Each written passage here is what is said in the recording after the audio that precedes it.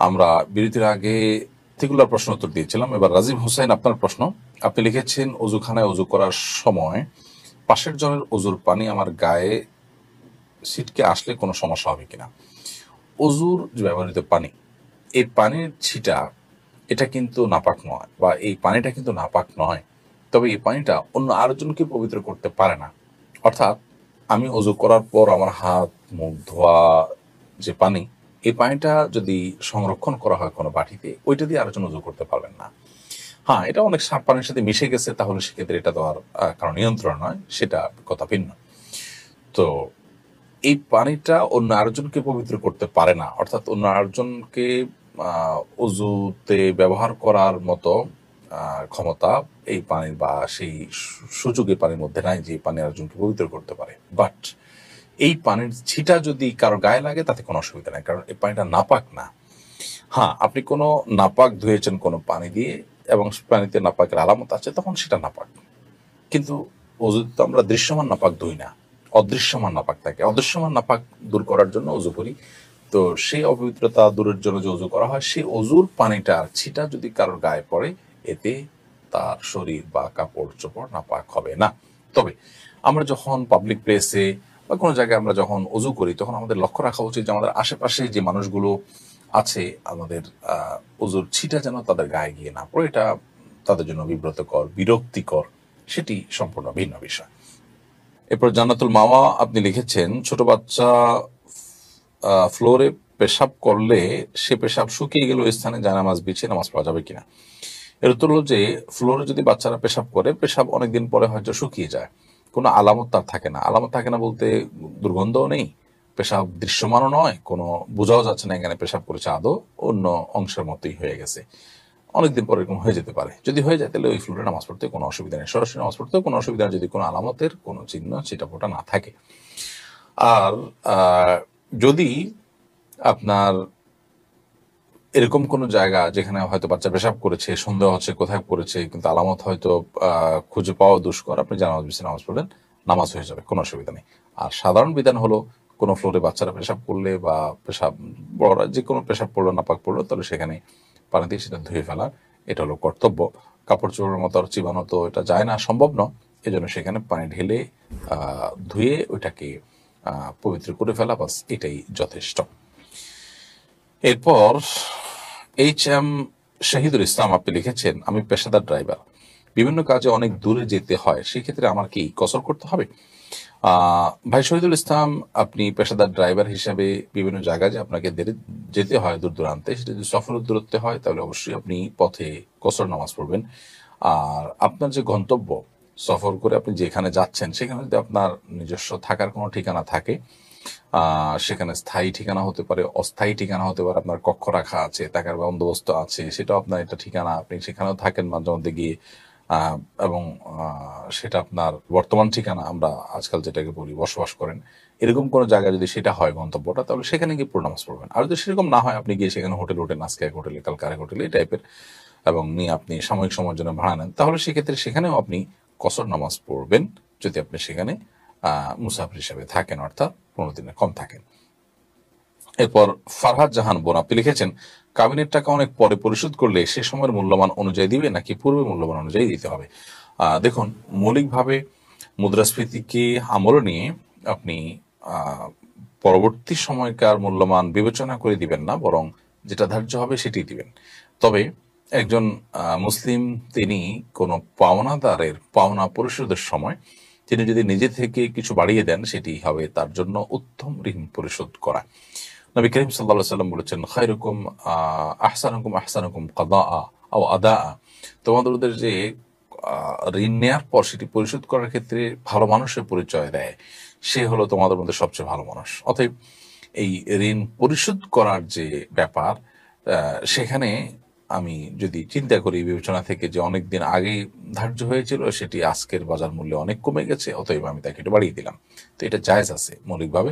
এটা ঋণের ক্ষেত্রে জায়েজ আছে, মহরের ক্ষেত্রেও জায়েজ আছে, বাট এটা আবশ্যক নয়। এবং এক্ষেত্রে বাহ্যিক দৃষ্টিতে যিনি আপনার ঋণ দিয়েছেন, কিংবা মহর প্রাপক ভদ্রমহিলা, তিনি ক্ষতিগ্রস্ত হচ্ছেন, কিন্তু প্রথমত শরীয়ত তাকে সুযোগ দিয়েছে, তিনি চাইলে নগদ আদায় করতে পারতেন, তৎক্ষণাৎ আদায় করতে পারতেন, তিনি নিজেই ছাড় দিয়েছেন, অতএব সেজন্য তিনি তার মূল্য তাকেই দিতে হবে, তিনি এটা আরেকজনের উপর চাপাতে পারবেন না। কামরুজ্জামান কামাল আপনি লিখেছেন, সবার সাথেই ভালো ব্যবহার করি, তাও মানুষ পেছনে শত্রুর চোখে দেখে, এখন আমি আমার তাদের সাথে কেমন ব্যবহার করা উচিত? ভাই কামাল, আপনি আপনার জায়গা থেকে ভালো ব্যবহার অব্যাহত রাখবেন। কেউ যদি শত্রুর চোখে দেখে, তিনি আল্লাহ তাআলার সাথে বুঝে বেড়াবেন।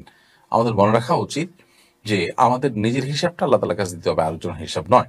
তিনি শত্রুর চোখে দেখছেন, শত্রুতা করছেন, খারাপ চোখে দেখছেন, এটি তিনি অন্যায় করছেন, অবিচার করছেন, তার অবিচার, তার অন্যায়ের জন্য তিনি বিচারের কাঠগড়ায় দাঁড়াবেন আল্লাহ সুবহানাহু ওয়া তাআলার কাছে, কিন্তু আপনি আল্লাহ সুবহানাহু ওয়া তাআলার কাছে এর জন্য কোন প্রকার বিচারের মুখোমুখি হবেন না।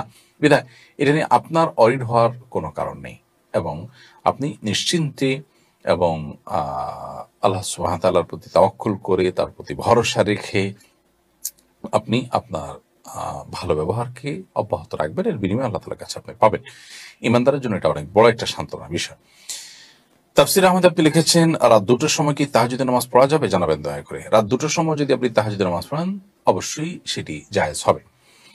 তাহাজ্জুদ বলা হয় মূলত ঘুম থেকে উঠে যে নামাজ পড়া হয় সেটিকে। সেটি রাত 2টার সময় হতে পারে, রাত 1টার সময় হতে পারে, তবে রাতের শেষ প্রহর, 3 ভাগের শেষ ভাগ, এই অংশটিতে আল্লাহ সুবহানাহু ওয়া তাআলা দুনিয়া আসমানে ডেকে বান্দাকে বিশেষভাবে ক্ষমা দেন এবং বান্দার চাওয়াগুলোকে পূরণ করেন ডেকে ডেকে।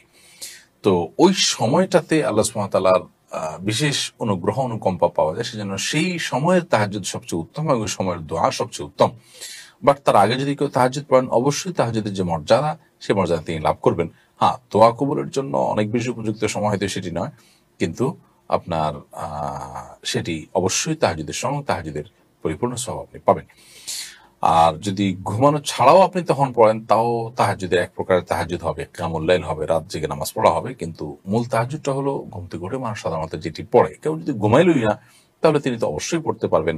ঘুম থেকে উঠে মানুষ যে টাইমে নামাজ পড়ে, ওই টাইমে নামাজ পড়লেন, সেটাই তাহাজ্জুদ হিসাবে বিবেচিত হবে। এমনকি এশার পর থেকে যে কোনো নামাজ পড়লে সেটাকে অনেক উলামা ইকরাম তাহাজ্জুদের মর্যাদা পাওয়া যাবে এবং কিয়ামুল লাইলের মর্যাদা পাওয়া যাবে, সেই হিসাবে গণ্য করেছেন। বিধায় রাত 2টার সময়, 1টার সময় নামাজ পড়লে তাহাজ্জুদ হিসেবে গণ্য হবে ইনশাআল্লাহ তাআলা। নাহিদ আহমেদ আপনি লিখেছেন, কেউ যদি ইচ্ছা করে নামাজের মধ্যে কোনো সুন্নত ছেড়ে দেয়, তাহলে কি তার গুনাহ হবে বা নামাজের কোনো ক্ষতি হবে? কেউ যদি ইচ্ছা করে নামাজের মধ্যে কোনো সুন্নত ছেড়ে দেয়, তাহলে সেক্ষেত্রে তার বড় কোনো গুনাহ হবে না। গুনাহ মানে তো ক্ষতি, বড় কোনো ক্ষতি হবে না, এবং নামাজ বিশুদ্ধ হয়ে যাবে। কারণ সুন্নাত এটা পালন না করলে নামাজের কোনো বড় কোনো ক্ষতি, যেটার কারণে নামাজ অশুদ্ধ হয়, এরকম হয় না। তবে হ্যাঁ, সুন্নাত ছেড়ে দেওয়া এটা এক ধরনের ক্ষতি তো বটেই, কারণ সুন্নাত ছেড়ে দেওয়া মানে হলো কোয়ালিটি একটু হলেও কমে যাওয়া। তো একটু হলেও কমে গেলে আমি তো কিছুটা হলেও লুজার হলাম, কিছুটা হলেও ক্ষতিগ্রস্ত হলাম, সেই দিক থেকে গুনাহ হলো, সেদিকটাই ক্ষতি হলো। বাট বাই ল, আইনগতভাবে নামাজ বিশুদ্ধ হয়ে যাবে। এমএইচ সোহাগ আপনি লিখেছেন, ডেকোরেটর ও কনভেনশন সেন্টারের বিজনেস কি হালাল নাকি হারাম? মৌলিকভাবে ডেকোরেটর বা কনভেনশন সেন্টারের বিজনেস তো হারাম হওয়ার কোনো কারণ নেই।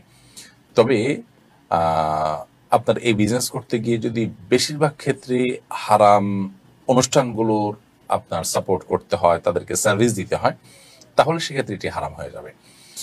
আর যদি আপনি বেছে বেছে সেখানে হালাল প্রোগ্রামগুলো করেন, হারাম কিছু করতে না দেন পারতপক্ষে, তাহলে সেক্ষেত্রে সেটি হালাল হবে। আর যদি কোনো প্রোগ্রাম, যেমন বিয়ের সময় আপনি জানেন যে এটা বিয়ের অনুষ্ঠান হবে সেখানে, তাহলে সেক্ষেত্রে বিয়ের অনুষ্ঠান হালাল হারাম দুই রকমই হতে পারে, সেই হিসাবে আপনি ভাড়া দিলেন, এটা আপনার জন্য জায়েজ। কিন্তু আপনি জানেন একটা গানের অনুষ্ঠান হবে, সেখানে নিছকই গানের অনুষ্ঠান, তো সেখানে আপনি ভাড়া দিলেন না। এভাবে যদি আপনি বেছে দিতে পারেন, তাহলে সেক্ষেত্রে এই ব্যবসা আপনার জন্য জায়েজ হবে। আর যদি বেশিরভাগ ক্ষেত্রেই এখানে হারামি হয়, গুনাহি হয়, তাহলে সেক্ষেত্রে আপনার জন্য অন্য কোনো ব্যবসা করা উচিত হবে। দ্বিতীয় বিবাহের সামর্থ্য থাকার পরও প্রথম স্ত্রীর অনুমতি না দিলে করণীয় কি? দ্বিতীয় বিয়ের সামর্থ্য থাকলেই যে আপনাকে বিয়ে করতে হবে এমন বাধ্যবাধকতা তো নেই। দ্বিতীয় বিয়ে করার পর স্ত্রীর অনুমতি তো শরীর দৃষ্টিকোণ থেকে প্রথম স্ত্রীর অনুমতি তো জরুরি না। জরুরি হলো আপনার নিজের মধ্যে ইনসাফ এবং ভারসাম্য রক্ষা করার সক্ষমতা আছে কিনা, সে বিষয়টি নিশ্চিত করা। এটি যদি না থাকে, তাহলে সেক্ষেত্রে আপনার যদি বিয়ে করা জায়েজ নাই। আর যদি থাকে, তাহলে সেক্ষেত্রে আপনার জন্য জায়েজ। যদিও প্রচলিত আইনি প্রথম স্ত্রীর অনুমতি নেওয়া এটা আপনার জন্য আবশ্যক, আপনার দ্বিতীয় বিয়ে শুদ্ধ হওয়ার জন্য। তো এই ক্ষেত্রে প্রথম স্ত্রী যদি অনুমতি আপনাকে না দেন, তো সেক্ষেত্রে আহ, মানে তিনি গুনাহ করছেন এমনটি বলা যাবে না সাধারণ অর্থে। হ্যাঁ, যদি এমন হয় তার দ্বারা আপনার আপনার আপনার আপনার যে প্রয়োজন সেটি পূরণ হচ্ছে না, আবার তিনি দ্বিতীয় বিয়ে করতে বাধা দিচ্ছেন, তাহলে সেক্ষেত্রে তিনি অবশ্যই গুনাহ করছেন এবং অন্যায় করছেন। বিষয়টি নির্ভর করবে যে আপনি কোন পরিস্থিতির মধ্যে আছেন তার উপর।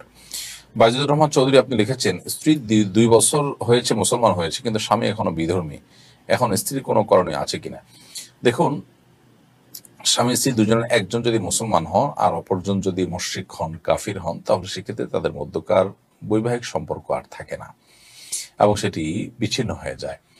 যদি দ্বিতীয়জন ইসলাম গ্রহণ করেন, অর্থাৎ দুজনে ইসলাম গ্রহণ করেন, তাহলে সেক্ষেত্রে তাদের মধ্যে আগের বৈবাহিক সম্পর্কটাই থেকে যায় এবং নতুন করে বিয়ে পড়াতে হয় না, কোনো অসুবিধা নেই।